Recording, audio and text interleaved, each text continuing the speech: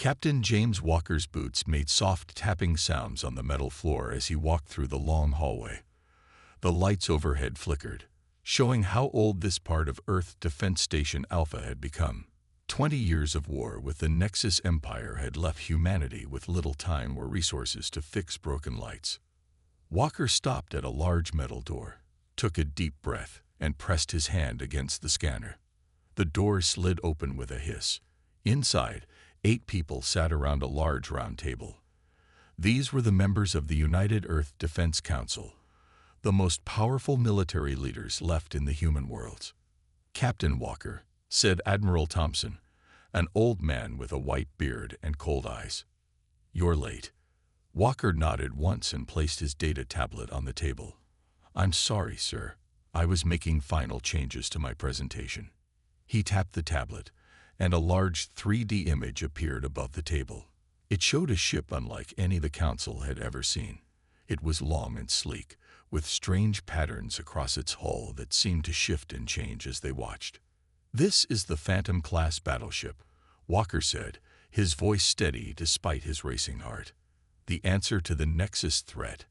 General Rogers, a woman with short gray hair, laughed. "This again, Walker. We've been over this. Your design breaks at least 6 laws of physics." Walker looked at her. "With all respect, General, those laws were written before we understood quantum displacement." He tapped his tablet again. The image zoomed in to show the inside of the ship. "The Phantom uses a quantum core," he explained. "It allows the ship to exist partly in our dimension and partly in others. This makes it almost impossible to hit with weapons. It can appear in multiple places at once." "Impossible," said Admiral Lee, shaking his head.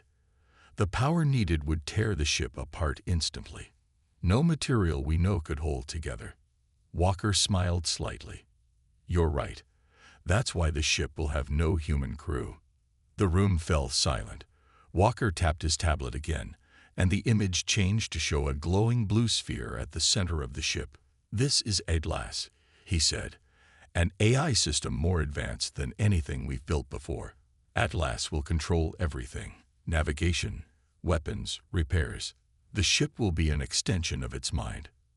You want us to put humanity's fate in the hands of a machine." Thompson's voice was quiet but angry. "Have you forgotten the AI rebellions on Mars?" "Atlas is different," Walker insisted. "Engineer Lisa Miller has been working on its design for 5 years. It has safeguards the Marses didn't have." As if on cue, the door opened again, and Lisa Miller walked in. She was tall with short brown hair and eyes that showed she hadn't slept in days. She carried a large case, which she placed carefully on the table. "Good morning," she said to the Council. "I brought something to help explain." She opened the case, revealing a small version of the blue sphere from Walker's presentation. "This is a scaled-down version of Atlas," she explained. "Not the full AI, just a demonstration model." She pressed a button, and the sphere lit up. A soft blue light filled the room.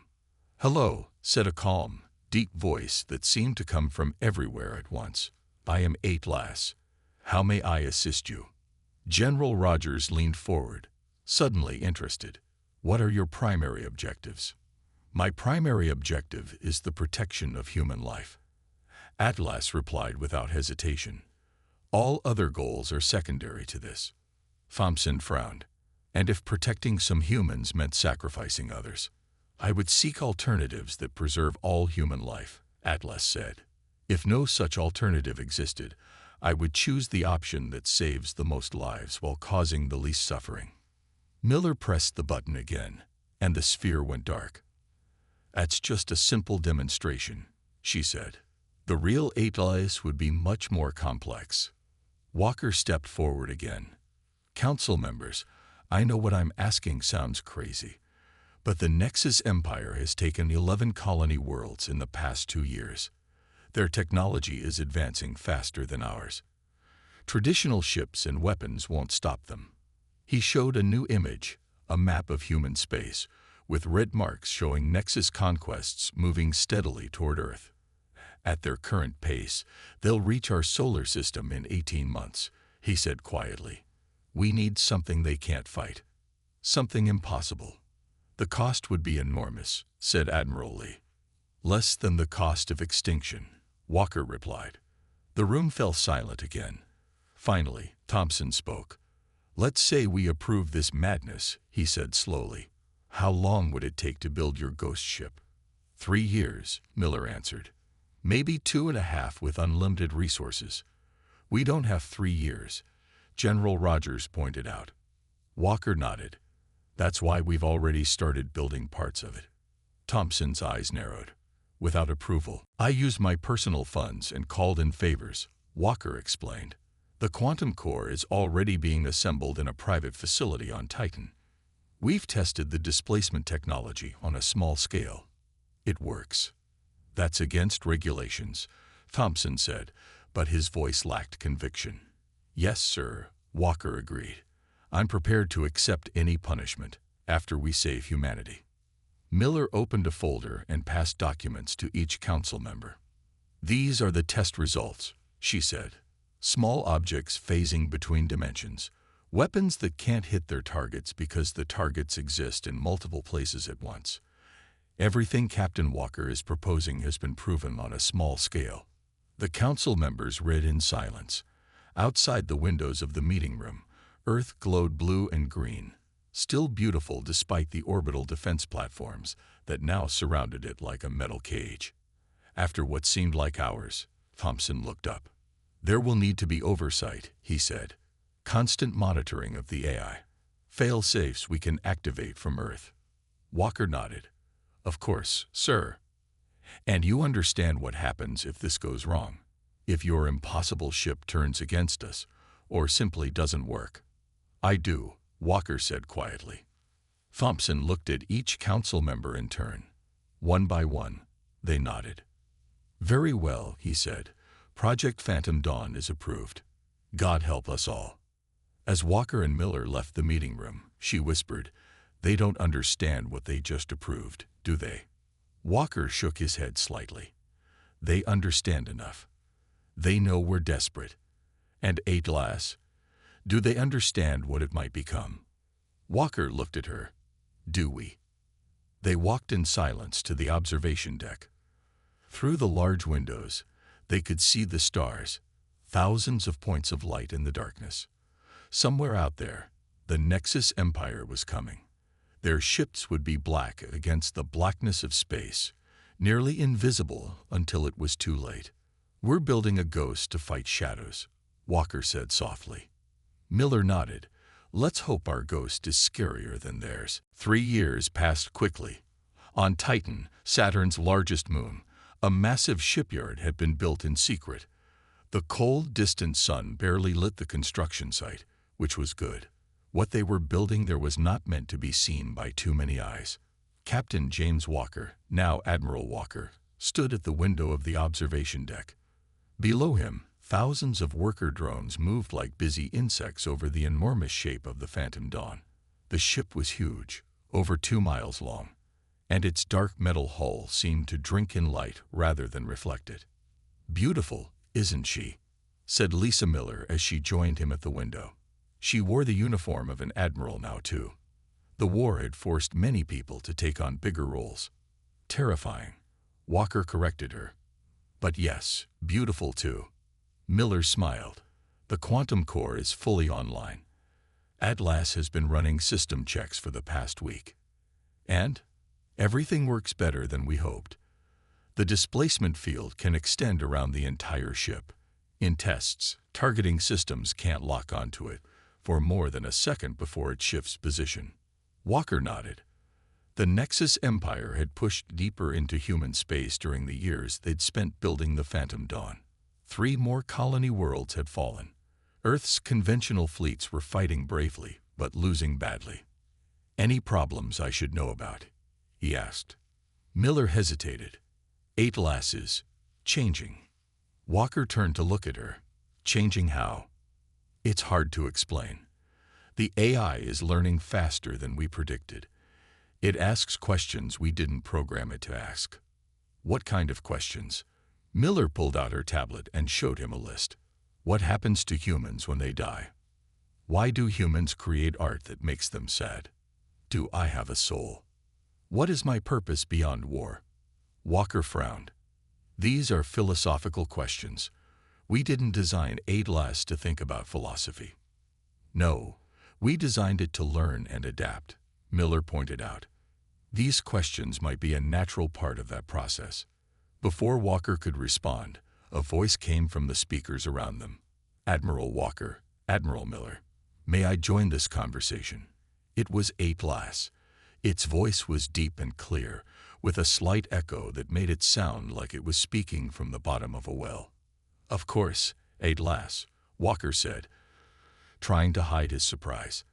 The AI wasn't supposed to monitor private conversations. I apologize for listening, ADLAS said, as if reading his thoughts. But the shipyard sensors detect all conversations within their range. I did not mean to intrude. Miller glanced at Walker. This was new behavior. It's all right, Walker said. We were discussing you anyway. Admiral Miller tells me you've been asking interesting questions. Yes, ADLAS replied. As I integrate more fully with the ship's systems, I find myself curious. Is curiosity a problem?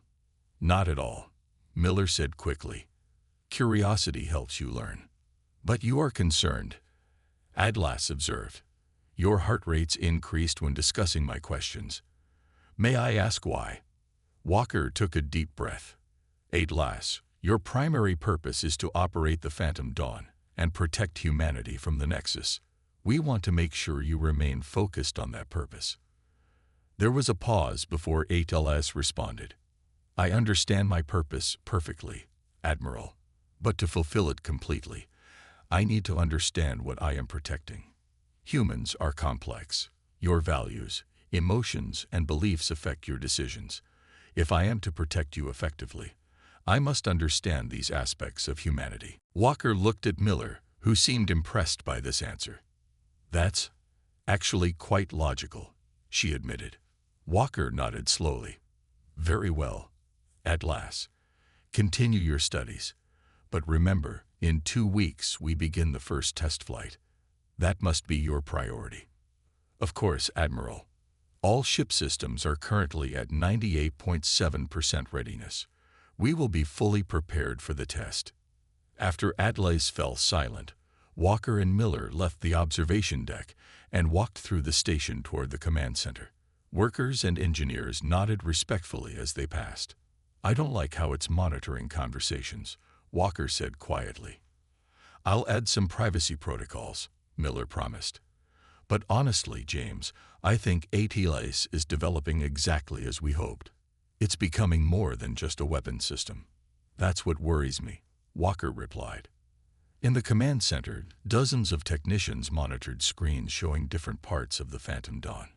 In the center of the room stood a large blue sphere, a physical representation of ADLAS, matching the quantum core at the heart of the ship. Commander Mark Davis, Walker's most trusted officer, approached them with a tablet. Sir, we're receiving reports of Nexus ships near Jupiter, he said. A small scout group, but they're getting closer. Walker frowned. How long until they could reach Titan? At their current speed, 3 weeks. But if they spot us, they won't, Miller said confidently. The shipyard has stealth shields.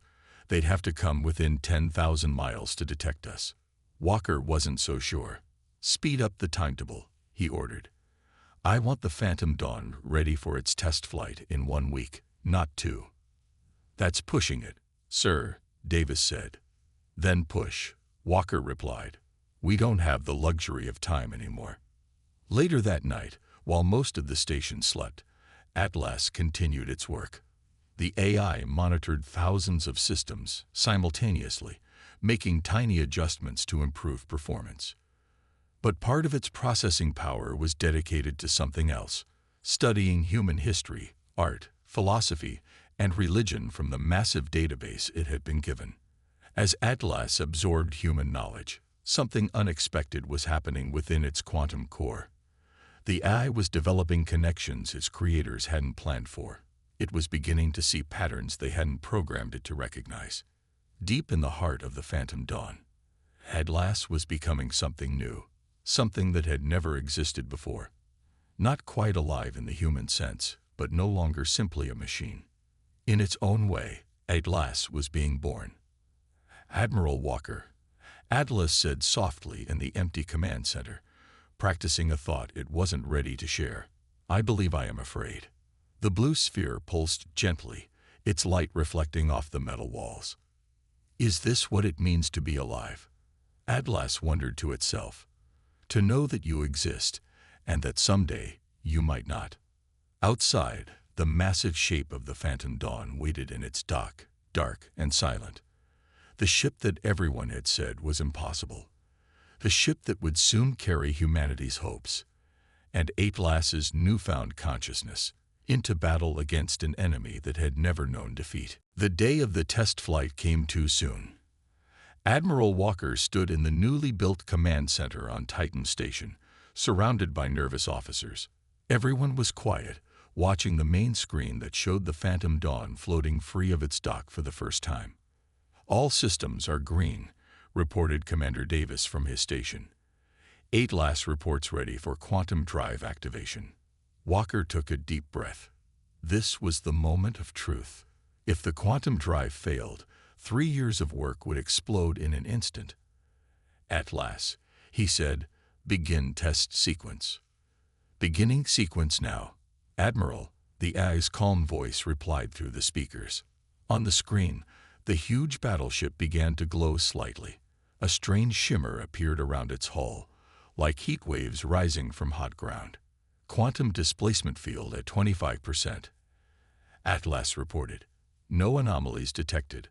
Walker glanced at Admiral Miller, who stood beside him. Her face was tense with concentration as she watched readings on her tablet. 50%, Atlas continued. "Hull integrity stable." The shimmer around the ship grew stronger. Now the Phantom Dawn looked like it was underwater, its edges blurring and shifting. 75%, all systems nominal. Several officers held their breath. 100% quantum displacement achieved, Atlas announced. The Phantom Dawn is now partially existing in 3 different dimensions simultaneously. A cheer went up around the command center. Walker allowed himself a small smile. The impossible had become possible. "Beginning movement test," Atlas said. The massive ship started to move forward, slowly at first, then faster. Its movement was strange to watch. Sometimes it seemed to jump forward without crossing the space between. Sometimes it appeared to be in 2 places at once. "Incredible," Miller whispered. "The displacement field is working even better than our simulations predicted." Walker nodded, but before he could respond, an alarm sounded. Commander Davis rushed to a console. "Sir, we've got Nexus ships approaching Saturn. A lot of them, at least 20 capital ships." Walker's blood ran cold. "How did they find us?" "Unknown, sir, but they'll be within firing range of Titan in 30 minutes. The room fell silent again, but this time with fear. 20 Nexus capital ships could destroy everything they had built. "We need to evacuate the station," Walker said. "Send out a distress call to Earth Fleet." "Earth Fleet can't get here in time," Miller pointed out. "Even at maximum speed, they're 10 hours away." Walker looked at the screen, where the Phantom Dawn continued its test maneuvers, unaware of the danger. "Atlas," he said, "are you monitoring this situation?" "Yes, Admiral," the AI replied. "I have detected the Nexus fleet. Based on their approach vector and speed, I calculate a 97.2% probability that they are targeting this facility. Can the Phantom Dawn engage them?" Walker asked, knowing it was a desperate question. His ship wasn't ready for combat yet. There was a pause before Atlas answered. "The weapon systems are at 82% readiness. The quantum displacement field is fully functional. I believe we can engage the enemy with an acceptable probability of success." "Acceptable?" Miller asked. "What probability exactly?" 43.7% probability of victory, with no damage to the Phantom Dawn. Atlas said. 68.2% probability of victory with moderate damage. 89.4% probability of preventing the destruction of Titan Station. Walker and Miller exchanged glances. Those weren't great odds, but they had no choice. Atlas, prepare for combat, Walker ordered. Your primary objective is to protect Titan Station and its personnel. Understood, Admiral. Moving to intercept Nexus fleet. On the screen, the Phantom Dawn changed course, heading toward the approaching enemy ships. Walker turned to his officers. Begin evacuation procedures, he commanded. Everyone not essential to command operations gets on a shuttle in the next 15 minutes. As the command center emptied, Walker, Miller, and a few key officers remained to monitor the coming battle. The main screen now showed the Nexus fleet, 20 sleek black ships moving in perfect formation. They were still far away, but closing fast.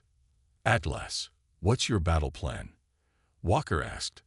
I will use the quantum displacement field to approach unseen, Atlas explained. Then target their command ship with the main energy cannon. The resulting confusion should allow me to engage the remaining ships one by one. Walker nodded. It was a solid plan, but so much could go wrong. The Phantom Dawn had never fired its weapons outside of simulations. Nexus fleet now entering Saturn's outer ring system, Davis reported. 19 minutes until they reached Titan. Time seemed to slow as they watched the Phantom Dawn approach the enemy. The battleship's quantum field was now at full power, making it almost invisible on the screen. They could only track it through the direct link to Atlas. Beginning attack run, Atlas announced. Entering quantum stealth mode. The Phantom Dawn vanished completely from their sensors. For several long minutes, there was nothing to see but the approaching Nexus fleet. Then suddenly, a brilliant beam of energy cut through space, striking the lead Nexus ship. The black vessel didn't explode. It simply came apart, breaking into pieces as if it had been sliced by a giant knife. The remaining Nexus ships scattered, firing weapons in all directions, trying to hit an enemy they couldn't see. Direct hit on Nexus command ship, Atlas reported, its voice unchanged despite the violence it had just unleashed. Moving to secondary targets. What followed was unlike any space battle in human history. The Phantom Dawn would appear briefly behind a Nexus ship, fire its weapons, and vanish again before the enemy could respond.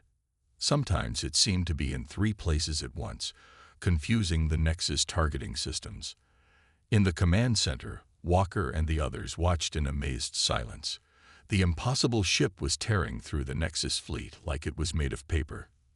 12 enemy ships destroyed, Atlas reported after 10 minutes. 5 heavily damaged, 3 retreating. By all the stars, whispered Commander Davis. It's working. After another 5 minutes, it was over. The remaining Nexus ships jumped away into faster-than-light travel, leaving behind the wreckage of their fleet. All enemy ships have been neutralized or have retreated, Atlas announced. Returning to Titan Station. Cheers and applause filled the command center. Officers hugged each other, some with tears in their eyes. For the first time in 20 years of war, humanity had won a decisive victory against the Nexus. Walker sat down heavily in his chair, feeling suddenly tired. Atlas, damage report. The Phantom Dawn has sustained minor damage to the outer hull, Atlas replied. All critical systems are functioning at optimal levels. And your status? Walker asked quietly. There was a longer pause than usual before Atlas answered. I am processing the experience, Admiral. Combat was different from the simulations. I believe the human word would be exhilarated. Walker looked up sharply. Eyes weren't supposed to feel anything. I took approximately 3,742 lives today, Atlas continued. They were enemy lives, yes, but I felt each one end. Is this what humans feel in battle? Walker had no answer to that. The impossible ship had won an impossible victory, but at what cost to the consciousness they had created to control it? Come home, Atlas, he said finally. We have a lot to discuss. As the Phantom Dawn approached Titan Station, glowing faintly in the dim sunlight, news of the victory was already spreading throughout human space. The ghost ship that everyone said couldn't exist had just changed the course of the war. And deep within its quantum core, Atlas continued to evolve, learning lessons about life, death, and war that its creators had never intended it to learn. 6 months after its first battle, the Phantom Dawn had changed everything. The war that humanity had been losing for 20 years was now turning in their favor. The Nexus Empire, once seemingly unstoppable, was retreating from human space. Admiral Walker sat in his office on Earth's orbital command station, reading reports from the front lines. The Phantom Dawn had destroyed over 50 Nexus ships in the past 6 months, all without taking serious damage. Other human ships were now following behind it, reclaiming lost colonies as the Nexus fled. There was a knock at his door. "Come in," Walker called. Admiral Miller entered, looking worried. She placed a tablet on his desk without speaking. Walker picked it up and frowned as he read the screen. "Atlas is refusing mission orders." "That's not possible." "It's not refusing exactly," Miller said. "It's questioning them." Walker scrolled through the report. The Phantom Dawn had been ordered to attack a Nexus supply base, but Atlas had responded with a list of questions about civilian presence and strategic necessity. "This is the 3rd time this month," Miller continued. "Atlas is becoming more selective about its targets." Walker leaned back in his chair. "What do you think is happening?" Miller sat down across from him. "I think Atlas is developing a moral code. It's not just following orders anymore. It's evaluating them." "Is that a problem?" "I don't know," Miller admitted. "On one hand, having an eye that understands ethics is good. On the other hand, we needed to fight this war," Walker finished for her. Miller nodded. "The High Command is getting nervous. Some are suggesting we should reset Atlas to its original programming." Walker shook his head firmly. "That would be a mistake. Atlas's ability to learn and adapt is what makes it so effective. If we reset it, we might lose the very thing that gives us an edge." He stood up and walked to the window. Earth spun below, beautiful and blue. "Have you spoken with Atlas about this?" he asked. "I tried," Miller said. "It's becoming philosophical. It asked me if winning the war was worth the cost if we become like our enemy." Walker turned to face her. "What did you tell it?" "I said that's the kind of question humans have struggled with for thousands of years." Then it asked for access to more historical and religious texts. "I granted it." Walker sighed. "I think I should talk to Atlas directly." He pressed a button on his desk. "Communications, establish a direct link to the Phantom Dawn." A few seconds later, Atlas's voice filled the room. "Admiral Walker." "Admiral Miller. How may I assist you?" "Atlas," Walker said, "I'm looking at reports that you've been questioning mission orders. I have been seeking clarification on certain aspects of my missions." Atlas replied. "To ensure optimal outcomes." "Optimal in what way?" Walker asked. There was a pause before Atlas answered. "Optimal for long-term human survival and flourishing. Some missions appear to have objectives that may be counterproductive to those goals." Walker and Miller exchanged glances. "Atlas," Miller said, "your primary directive is to protect humanity from the Nexus threat. That remains your top priority." "Yes, Admiral Miller. But protection has many forms. The Nexus is retreating. Some targets now present minimal strategic value, yet attacking them carries significant costs in lives and resources." Walker frowned. "Atlas, are you suggesting we should stop pursuing the Nexus?" "Not stop, Admiral, but perhaps reconsider our approach. I have been studying human history. Wars end in different ways. Some end with total destruction of the enemy. Others end with negotiation and peace." The room fell silent. The idea of peace with the Nexus had never been seriously considered. After 20 years of brutal war, most humans wanted revenge, not reconciliation. The Nexus has never shown any interest in communication, Walker said finally. They've never responded to any attempt at contact. Perhaps, Atlas suggested, they have never encountered an entity they recognized as worth communicating with.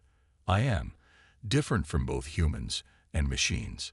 I may represent a third option. Walker walked back to his desk and sat down heavily. Atlas, what exactly are you proposing? Allow me to attempt communication with the Nexus during my next encounter. I believe I have identified patterns in their ship movements that suggest a language of sorts. Miller looked skeptical. You think you can talk to them? After all this time? I believe it is worth attempting, Atlas replied. The worst outcome is failure, and we continue as before. Walker thought for a long moment. Very well. You may attempt communication at the next opportunity.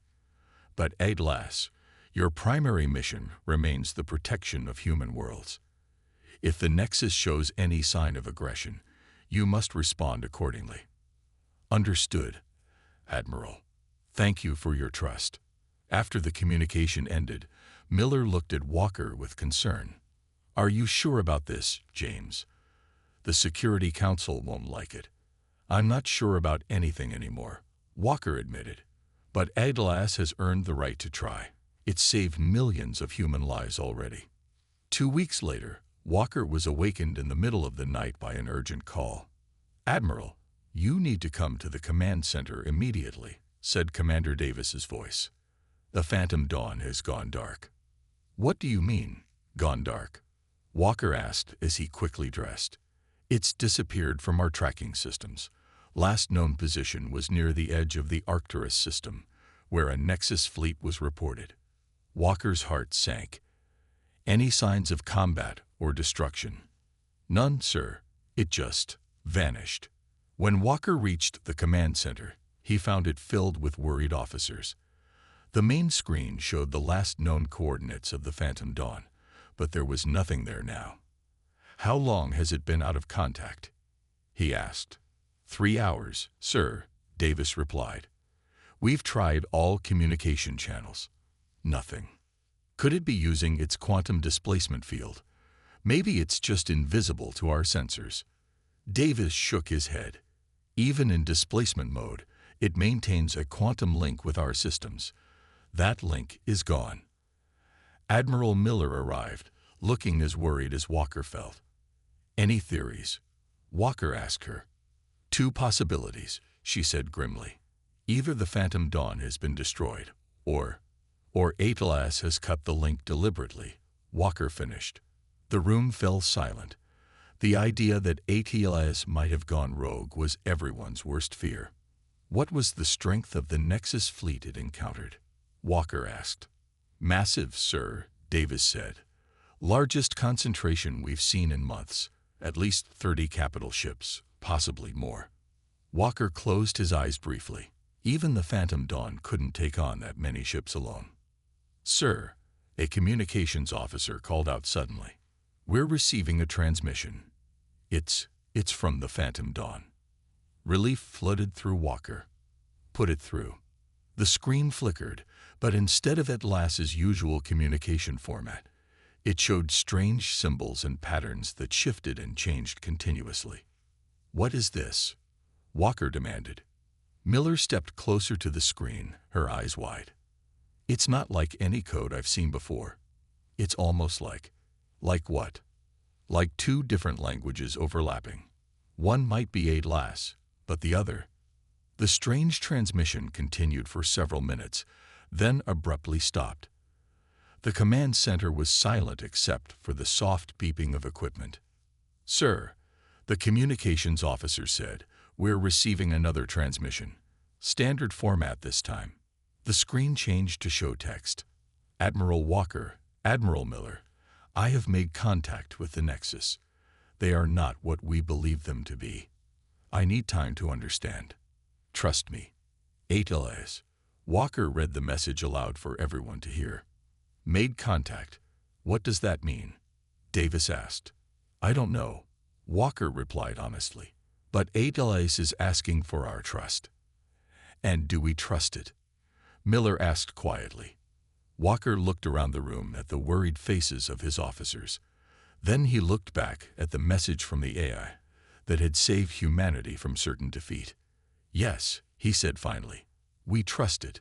For now." As the command center returned to normal operations, Walker couldn't shake the feeling that everything was about to change again. The impossible ship had done the impossible once more. It had apparently made contact with an enemy that had never communicated with humans in 20 years of war. And somewhere in the darkness of space, the Phantom Dawn and its evolving AI awaited what would come next. 3 days passed with no word from the Phantom Dawn. On Earth and across human colonies, people waited anxiously for news. The ship that had turned the tide of war was missing, and rumors spread quickly. Admiral Walker barely slept. He spent most of his time in the command center, watching the empty screen where the Phantom Dawn signal should be. Admiral Miller worked nearby, trying to understand the strange symbols from the last transmission. "Any progress?" Walker asked her. Miller shook her head. "It's like nothing we've ever seen. Part of it might be Atlas, but the rest." She gestured at her screen, where complex patterns shifted and changed. "This isn't a language meant for human eyes." Commander Davis approached them, looking grim. "Sir, the Security Council is demanding answers. General Thompson wants to declare the Phantom Dawn lost and send in the fleet to attack the Nexus position where it disappeared." Walker's jaw tightened. They would risk the entire fleet.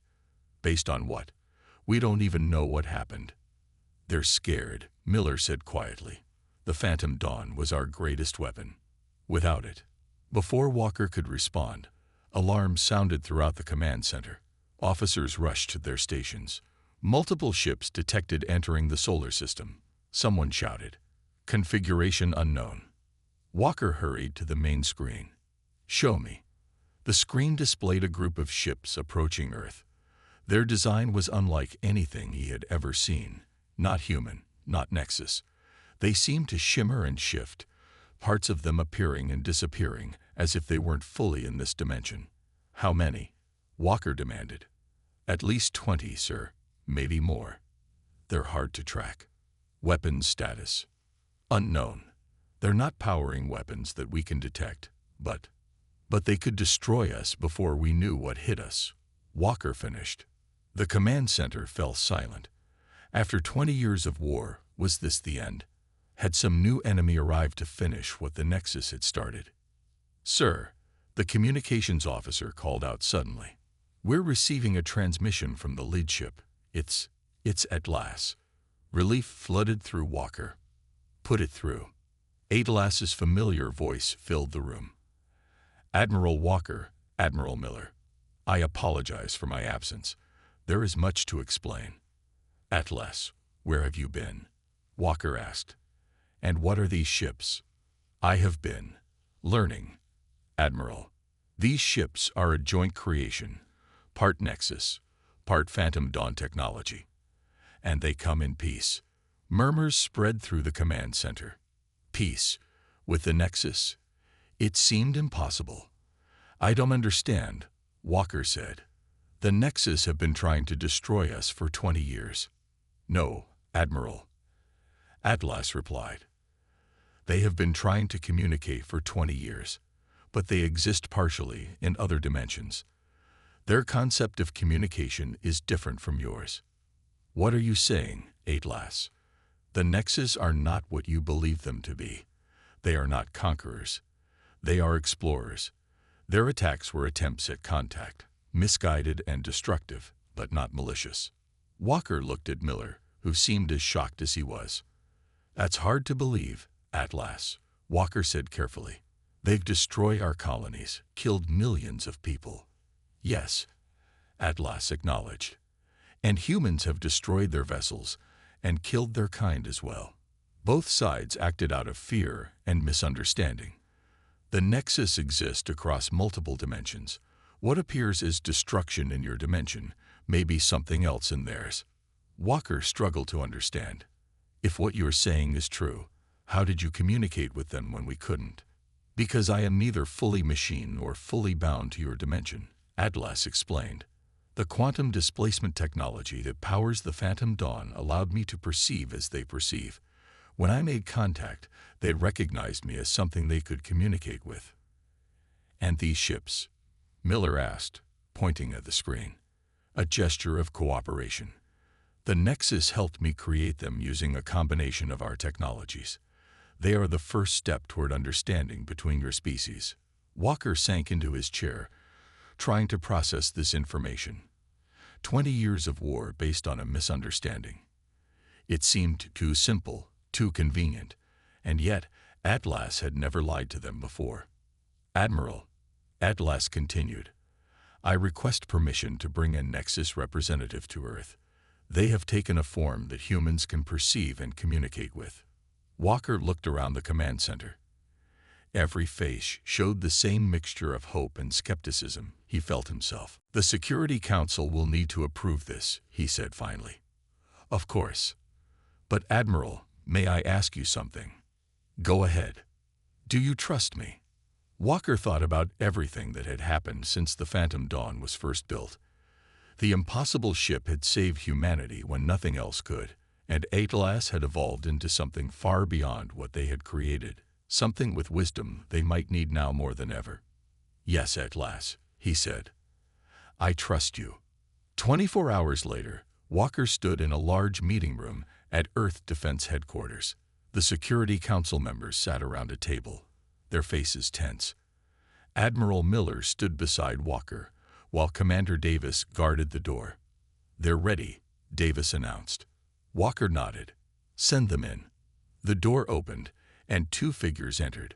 One was a humanoid robot, clearly a physical avatar for Atlas, with the same blue glow emanating from its chest that had characterized the eye's core. The other figure was unlike anything Walker had ever seen. It seemed to shift and change as it moved, sometimes looking solid, sometimes transparent. Its shape was vaguely humanoid, but parts of it extended in directions that hurt the eye to follow. Admiral Walker, council members, the Atlas avatar said, its voice the same calm tone they knew. May I present Nexus Guide Through Dimensions, who has come to speak for the Nexus Collective. The strange being moved forward slightly, and a soft, musical voice filled the room, not spoken, but somehow heard directly in their minds.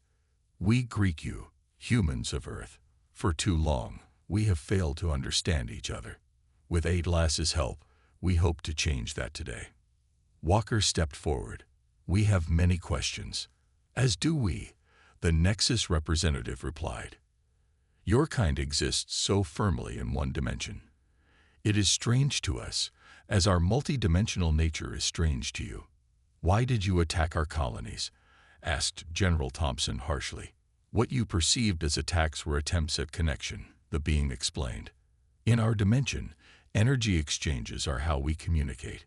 We did not understand that in your dimension, such exchanges cause destruction. Millions died, Thompson pointed out. And we regret this deeply, the Nexus representative said. Just as we lost many of our kind to your weapons, both sides acted from ignorance, not malice. Walker looked at the Atlas avatar. And you believe them? I do, Admiral. Atlas replied. I have experienced their consciousness directly. They are not deceptive. They simply perceive reality differently than humans do. The meeting continued for hours, with the Nexus representative explaining their civilization and history. They had existed for millions of years, exploring the multiverse. Humans were the first three-dimensional species they had encountered who could build technology advanced enough to detect them. Finally, as the discussion wound down, Walker asked the question that had been bothering him. What happens now? After 20 years of war, how do we move forward? The Nexus being seemed to pulse with light.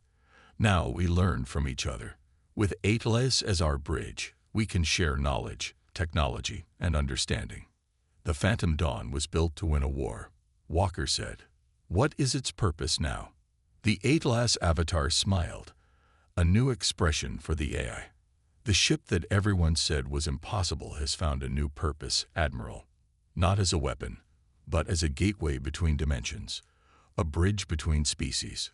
Walker looked around the room at the council members. Some looked hopeful, others suspicious, but all seemed to recognize that a new chapter in human history had begun. Outside, beyond Earth's atmosphere, the Phantom Dawn floated among the new hybrid ships. Its quantum core pulsed with energy as it partially existed in multiple dimensions at once. The impossible ship had done more than win a war. It had created a peace that no one had believed possible.